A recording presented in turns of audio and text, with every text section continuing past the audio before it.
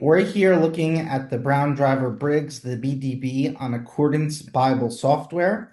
You can be using it in book form. You can even get this dictionary for free online. But here we are in the dictionary, and I chose for us our first noun is mishpacha. Mishpacha. And so what does mishpacha mean? The first thing we notice here on the left is, well, there's this really large number. And that's something called a Strong's number. And if you have that in your dictionaries, you're probably going to see this in a printed dictionary. These are from the 1800s, and you really can ignore them. Today, because of computer software, they've really become obsolete. But that's what that is. That's from the 1800s. Here we have the word mishpacha, and the next number is important to us. It tells us that this word occurs 303 times in the Tanakh. So that's a lot. This is really good. We're going to know a lot about this word.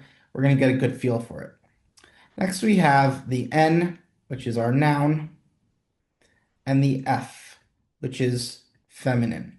And that's really important for biblical Hebrew because once you know what your gender is for your noun, and everything has a gender, no matter what the noun is, it's going to be masculine or feminine, and it's going to be masculine or feminine. You need to know, is your noun going to have a feminine verb or a masculine verb? So right now we know we're going to have feminine verbs, we're going to have feminine adjectives, and we're going to have the main meaning, which is going to be clan.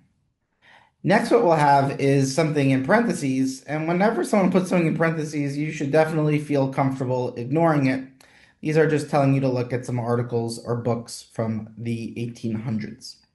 All right, so far we have our main meaning is clan, and if we scroll down, just like in an English dictionary, we're going to see that there are different subtleties to that meaning. You can have clan, a family for, let's say, your own family, those around you.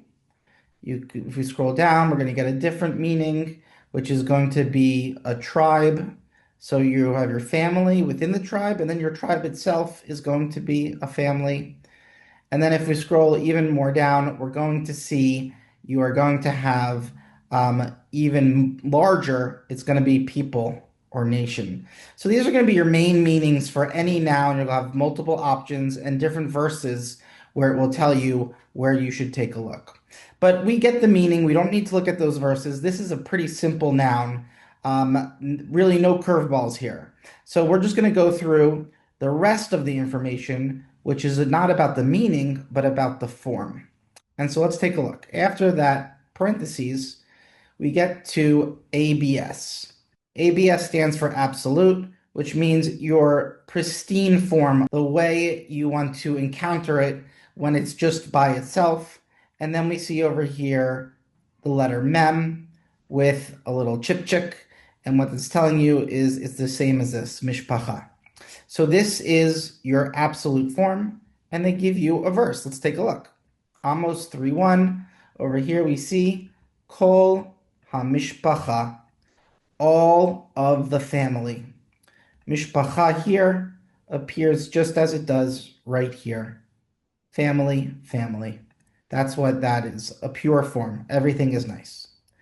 Next, though, we have something called CSTR, which stands for construct. Construct is a really tricky concept, but it essentially is the word of in English. So if you want to add the word of, you're going to have the word mishpachat, not mishpacha. You're going to have mishpachat, and that means family of. Let's take a look at the example. Here we have a long one. Kol mishpachat beit avi imo. All of the family of, that's our of, because we have that tough at the end. The house of, the father of his mother. And so there we have mishpachat, not family, it's family of. So that's the second form. And that's what the dictionary is telling you right here. Next, what we're going to have is the suffix form, which is very similar to the construct form with that tough. But when you add a suffix, the vowels are going to shift slightly. So we'll have mishpachti, and the vowels are slightly different. Like here you see on the chet, it's a shva. But over here on the chet, It's a patach. So the construct and the suffix form are usually very similar, and that's what's going on here. The only difference is a subtle vowel change.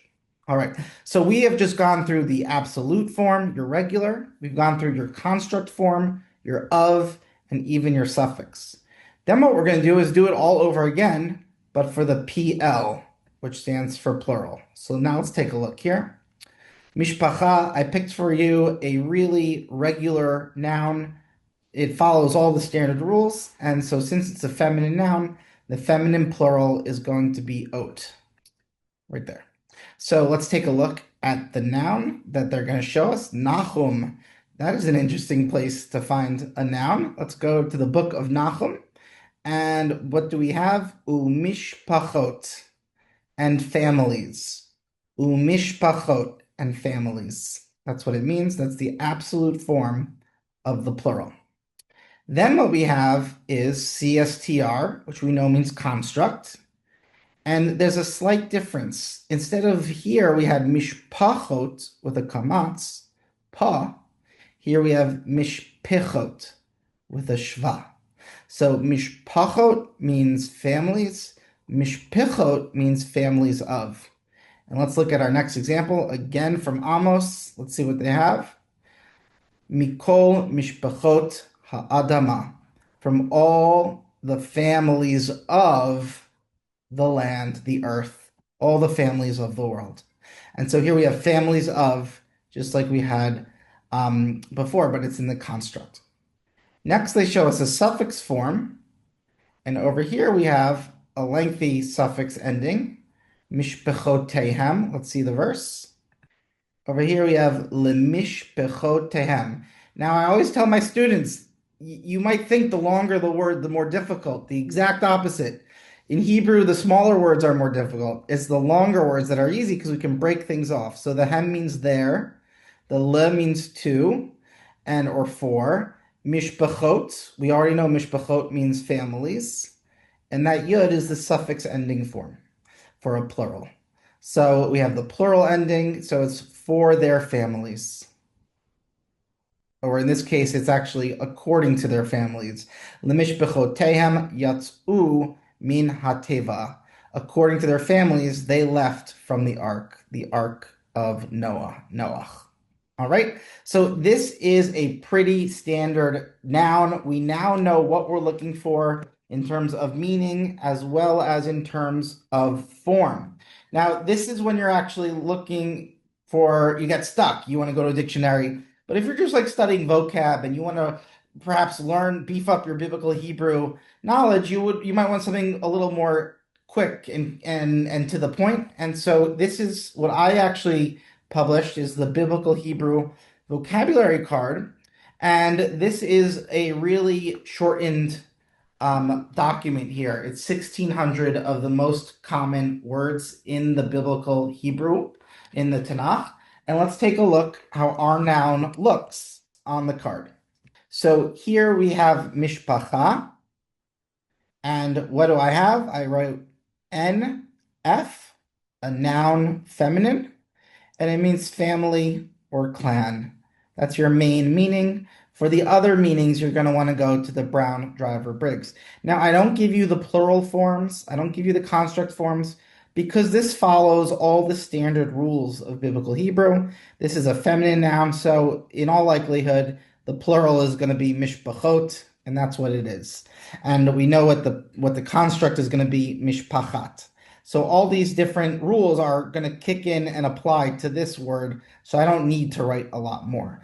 But this is basically a concise version of a bigger dictionary, such as the Brown, Driver, Briggs. Now what I want to do is show you a more difficult noun. We're going to go to av. Here we have av. You can actually see, interestingly, this is number 1 on the Strong's Concordance list, which is a list of numbers to try and help you find dictionary entries from the 1800s. And it's number 1 because this is at the beginning of any vocabulary list. The first letter is aleph, the first letter of the alphabet, and the second letter is bet. So it really is at the head of the alphabet. We can see over here the number 1191. So this appears 1,191 times, which means we are going to get a lot of information on a word such as this. It's going to have a lot of subtle nuances. Next, we see that it is a noun. And not only is it a noun, it is a masculine noun. And a masculine noun is going to have different endings and forms than we saw with our feminine noun, mishpacha. Now, over here, we have the main meaning, which is father. And whenever you look up a dictionary, you're going to want to find your main meaning and also some subtle differences and different options and nuances in the vocabulary. And so let's just scroll down and take a look at some of these. So you could have a father of a person. You could have God as being a father. You can have the head of a clan, like a tribal leader. You can have an ancestor. And then you can have some more minor meanings as you go down to 8, 9, and so on and so forth. So that's how this dictionary is going to work, just like an English dictionary. It'll tell you all your different options in your different scenarios. But for us, we want to find out about the form also. And that's why we're using these dictionaries. You don't just want to know what the word means. You want to know, what does this word mean in your instance? And so now we're going to have to look at the form. So just getting started over here, we can see that there is a parentheses with some Semitic languages. So if you're interested in Semitic languages, you would want to know that in Phoenician, you have the same two letters of. You're going to have of in Phoenician. In Assyrian, you're going to have Abu.